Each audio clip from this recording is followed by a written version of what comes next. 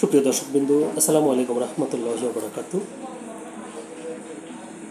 বিগত আওয়ামী লীগ সরকার শাসনামলে যে তিনটি জাতীয় নির্বাচন হয়েছে, নিঃসন্দেহে এই তিনটি নির্বাচনে ছিল বিতর্কিত।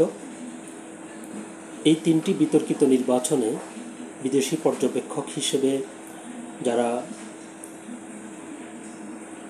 নির্বাচনগুলো পর্যবেক্ষণ করেছিলেন তাদেরকে আসন্ন জাতীয় সংসদ নির্বাচনে আর নির্বাচন পর্যবেক্ষকের সুযোগ দেবে না বলে জানিয়েছে বর্তমান সিইসি।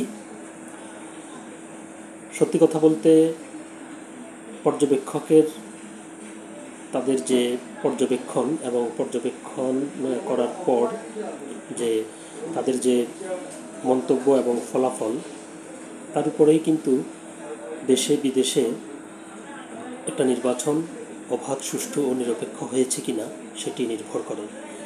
সেই ক্ষেত্রে বিতর্কিত নির্বাচনকে কোনো পর্যবেক্ষক যদি ভালো সার্টিফিকেট দিয়ে দেয়, তাহলে বুঝতে হবে যে তারা ক্ষমতাসীনদের দ্বারা প্রভাবিত।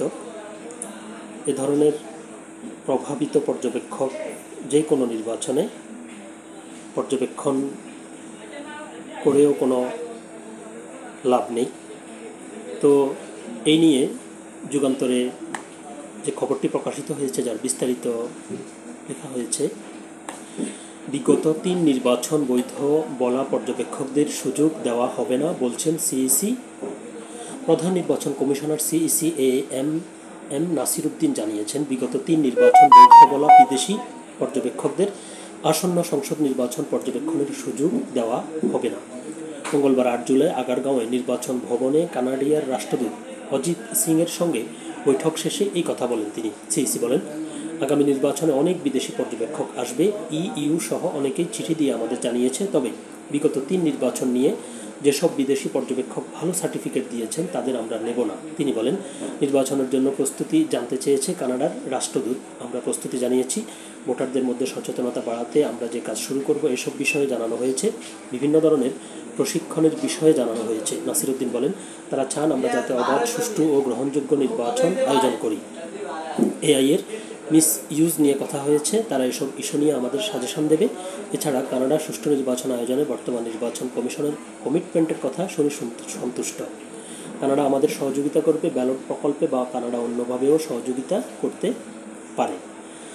তো প্রতিবেদনটি এ পর্যন্তই ছিল।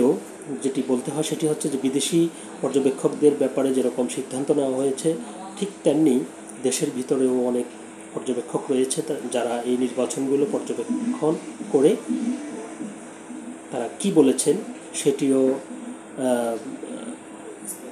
এখন মূল্যায়নের সময় এসেছে, এবং তারা তখন কি ধরনের রিপোর্ট দিয়েছিল সেটি সামনে এনে আমার মনে হয় যে যদি দেশের যারা যেসব সংস্থাগুলো পর্যবেক্ষণের দায়িত্বে তখন ছিল তাদের ব্যাপারেও একটা সিদ্ধান্ত নেওয়া উচিত। সকলে ভালো থাকবেন, সুস্থ থাকবেন। আল্লাহ হাফিজ।